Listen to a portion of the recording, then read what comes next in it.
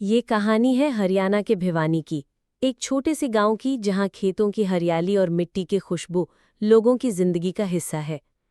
इसी गांव में रहती थी मनीषा। उसका चेहरा भोला और आंखों में मासूमियत साफ छलकती थी। मनीषा गांव के बच्चों को पढ़ाया करती थी। वो मानती थी कि शिक्षा ही वो चाबी है जो ताले तोड़कर गरीबी और अंधकार से बाहर निकाल सकती है। जब भी वो बच्चों के बीच बैठती तो उसकी मुस्कान में एक माँ जैसी ममता और बहन जैसी मोहब्बत झलकती। घर पर भी वो सबकी चहेती थी।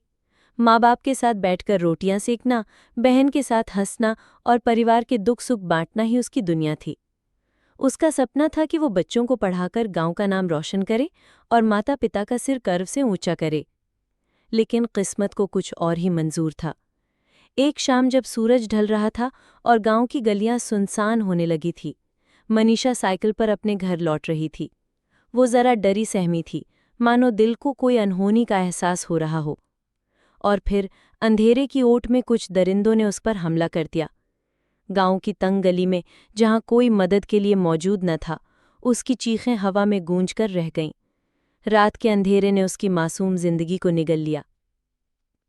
सुबह होते ही खेतों में उसकी लाश मिली। चेहरे पर डर और दर्द के निशान साफ दिखाई दे रहे थे। गुलाबी सलवार कमीज खून और मिट्टी में सनी हुई थी। पूरा गांव दहशत और सदमे में था। परिवार पर तो मानो आसमान ही टूट पड़ा। माँ ने रोते रोते अपने दिल का चैन खो दिया। पिता की आंखों से आंसू रुकने का नाम ही नहीं ले रहे थे। बहन का रो रोकर बुरा हाल था। पूरे गांव में मातम छा गया। लेकिन ये सिर्फ मातम नहीं था, ये गुस्सा भी था। लोग इकट्ठा हुए, हाथों में बैनर और तख्तियां लेकर सड़क पर उतर आए। नारे गूंजने लगे, मनीषा को न्याय दो, दरिंदों को फांसी दो। गांव के बच्चे, औरतें और बूढ़े सब साथ खड़े थे। तो आप लोगों से निवेदन है कि इस वीडियो को ज़्यादा से ज़्यादा शेयर करें, क्योंकि मनीषा भिवानी को न्याय दिलाना है। ऐसा न्याय नहीं हो सकता। अगर ये अन्याय आज एक बेटी के साथ हुआ है तो कल किसी भी बेटी के साथ हो सकता है।